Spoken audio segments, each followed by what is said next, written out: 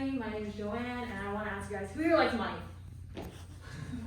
What do you spend money on, Emily? Who likes money? Boba. What do you spend money on, Mr. Ramos? My children. Valid. I like to spend money on things like clothes and coffee. How about math? Who here likes math? Yeah, not anyone, right? Well, I know math, and I like money, which is why I started working at COMMS20. Today, I'm going to be informing you guys about a guide on how to work at COMMS20. And in case you're already curious about that experience, great. It's your lucky day. By the end of this speech, I hope that this information serves as a potential foundation to maybe you guys getting a job, as well as informing you guys on what a tutoring job looks like in particular. The crucial topics I will be discussing today are the paperwork process, the COMMS grading guide, as well as proper COMMS etiquette, which again, hopefully gives you all an understanding of what it's like to be employed, as well as the responsibilities that come with that title in particular. Starting a job such as one as COMMS requires paperwork as well as training that's required in order to gain knowledge on the facility as well as how the program is run. Paperwork is very important for most jobs just as COMMS because, for example, as said on H&R Block 2021, something called a W-4 must be filled out. And once you do fill out, it's an IRS document that once you complete and send to your employer, they determine how much money is going to be withheld from your paycheck and then going to be paid for the federal income taxes, which again is sent to the IRS. After I filled it out, I saw that a large portion of my check was taken out to be paid for these federal income taxes. And if you don't fill it out, then you're committing tax fraud, so make sure you fill it out. And paperwork is also important because it will ask you to fill out information about your direct deposit. And once you do, then you're gonna get paid. Awesome, done deal, right? So when you get the correct paperwork, then you get send it in, it gets approved, you're on the job, yay, congratulations. But after all the legal paperwork stuff, what's next? What's next is learning the basics on how to grade at COMMS.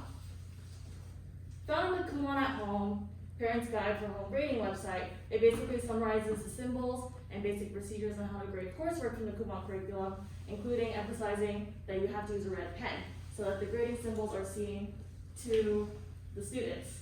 And this not only helps the students, but as well as us employees, because it helps us to differentiate the differences between what the tutor marks and what the student marks. Because the student will always be using pencil. And I brought a visual for you guys to look at. So you guys can pass these down. I don't have enough for every single person, but for each row. And once you guys look at these, you guys will get to see the different types of symbols we use when we grade at COMMS, including triangles, X's, as well as circles. So the triangles basically mean that a student has left the problem entirely blank, or that their answer isn't completely right. And what I mean by that is, for example, if the student were to have answered the question on the math portion with with 2/4, then we put a triangle in order to push them towards the direction of fully reducing that number to 1/2, which is the true correct answer. As for X's, that just means the problem is completely wrong, and the student has to check the work again when they do corrections. When the opposite of that happens and they get everything right, if you go ahead and flip the page to the back, you'll go ahead and see that there's a really big red circle, again indicating that the whole page is right. Now bam! You learn how to become an awesome COMMS grader, but how do you exactly act at a place like COMMS?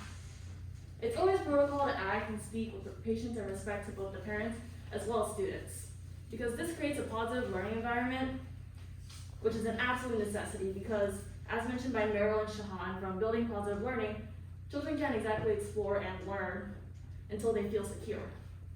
For example, I don't yell at a student when they know how to do algebra. Instead, I sit down with them, gauge, and try to understand what doesn't work with them. And from there, you guys can kind of just work around their personal learning style as well as needs.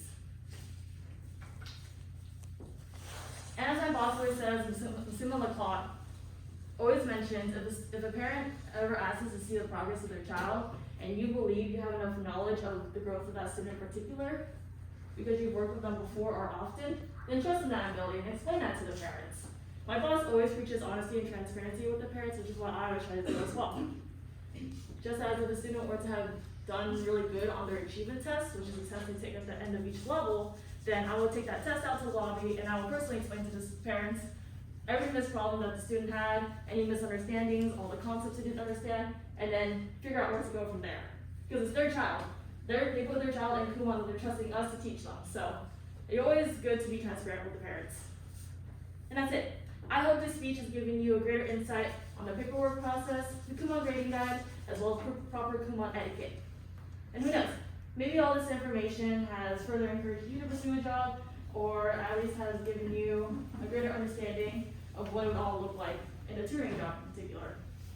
And applying all this knowledge to the vast world of Kumon has allowed me to enjoy my matcha at Pete's, as well as showcase my mathematical abilities, which is what I hope all of you guys saw today. Thank you.